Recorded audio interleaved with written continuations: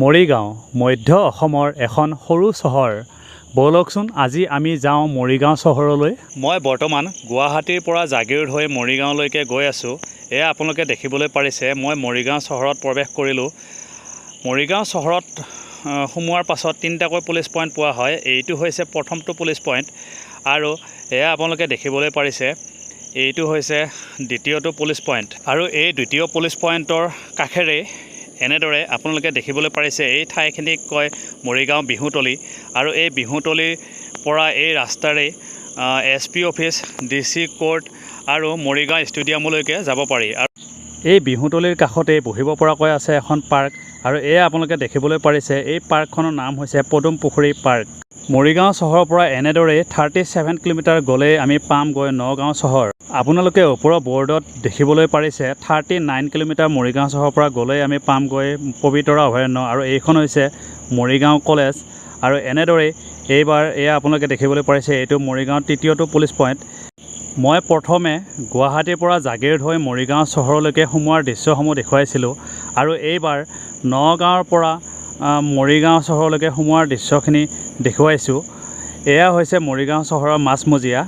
মৰিগাঁৱৰ পৰা ভোৰাগাঁওলৈকে দূৰত্ব হয় 22 কিলোমিটাৰ আৰু এই পুলিচ পইণ্টৰ কাষতেই অৰ্থাৎ এইখিনি ঠাইৰ পৰাই ভোৰাগাঁওলৈকে গাড়ীসমূহ যায়। আপোনালোকে হয়তো ভাবিছে মোৰ ভিডিঅ'ৰ থাম্বনেইলত লিখা আছে মৰিগাঁৱৰ পৰা ভোৰাগাঁওলৈকে যাত্ৰা আৰু মই দেখুৱাই আছোঁ মৰিগাঁও চহৰ।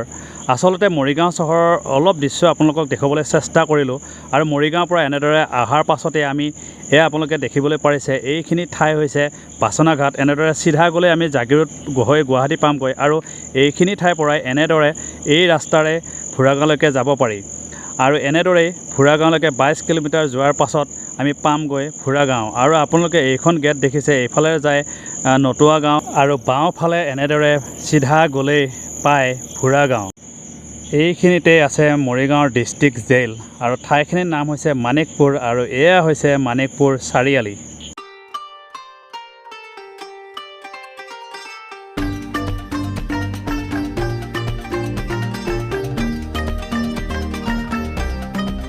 মানিকপুৰ চাৰিআলি অতিক্ৰম কৰি অহাৰ পাছতেই এইবাৰ পালোহি গছৰগুৰি। এয়া হৈছে গছৰগুৰিৰ ৰাস মন্দিৰ, লগতে গছৰগুৰি চাৰিআলি আৰু এয়া আপোনালোকে দেখিবলৈ পাৰিছে গছৰগুৰি হাইস্কুল।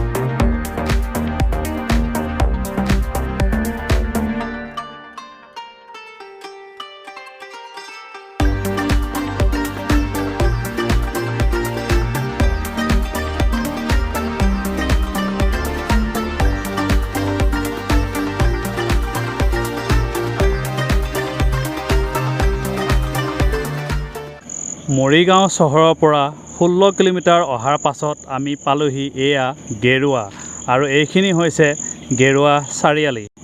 ভোৰাগাঁও মধ্য অসমৰ মৰিগাঁও জিলাৰ এখন বানে গৰকা ঠাই হয় এই ভোৰাগাঁও।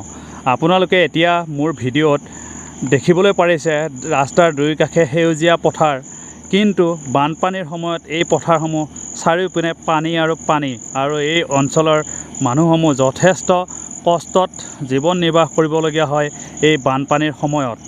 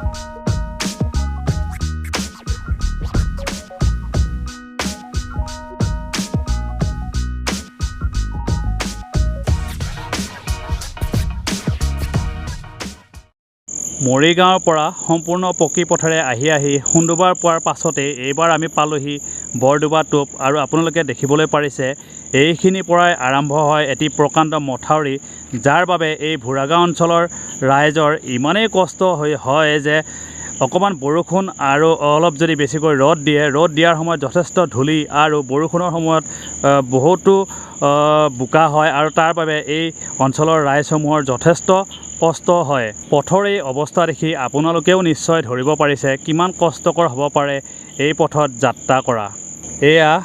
এইবাৰ পালোহি ভোৰাগাঁৱৰ ৰ'দখোলা। এই ঠাইখিনিৰ নাম হৈছে ৰ'দখোলা।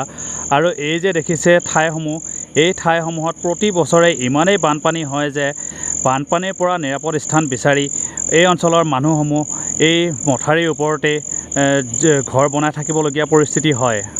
বানপানী আৰু গৰাখহনীয়াই মাটি বাৰী সকলো কাঢ়ি নিয়াৰ পাছত দুৰ্ভগীয়া হৈ এই ভোৰাগাঁও অঞ্চলৰ কমেও 10-12খন গাঁৱৰ মানুহে আজি 15-20 বছৰ ধৰি এনেদৰেই এই ৰ'দখোলা পাঁচালিত বসবাস কৰি আছে।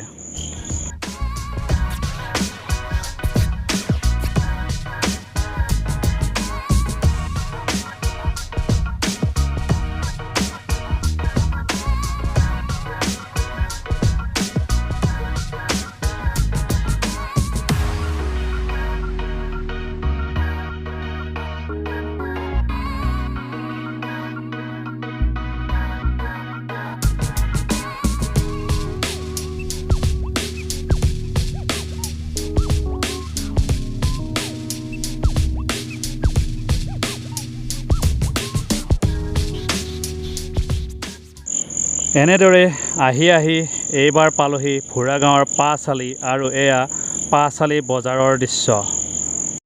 আৰু এই পাঁচালিতে আছে ভোৰাগাঁও কলেজ, ভোৰাগাঁও গাৰ্লছ স্কুল। আৰু এয়া আপোনালোকে দেখিবলৈ পাৰিছে এয়া হৈছে ভোৰাগাঁৱৰ হাইস্কুল। ভোৰাগাঁও হৰিচৰণ চৰকাৰ উচ্চতৰ মাধ্যমিক বিদ্যালয় এই ভোৰাগাঁও হাইস্কুলখনৰ নাম। আৰু বৰদোবা টোপৰ পৰা আৰম্ভ হোৱা মথাউৰিটো আহি এনেদৰে এইখিনিতেই ভোৰাগাঁও হাইস্কুলৰ ঠিক সন্মুখভাগতে নামি গৈছে পুৰণা ৰাস্তাটোলৈ। এই ভোৰাগাঁও অঞ্চলটো এটি কৃষিপ্ৰধান অঞ্চল হয়। এই ভোৰাগাঁৱত উৎপাদিত হোৱা বহু কৃষি সামগ্ৰী অসমৰ বিভিন্ন জিলাৰ লগতে ভাৰতবৰ্ষৰ বিভিন্ন ৰাজ্যলৈকে ৰপ্তানি হয়।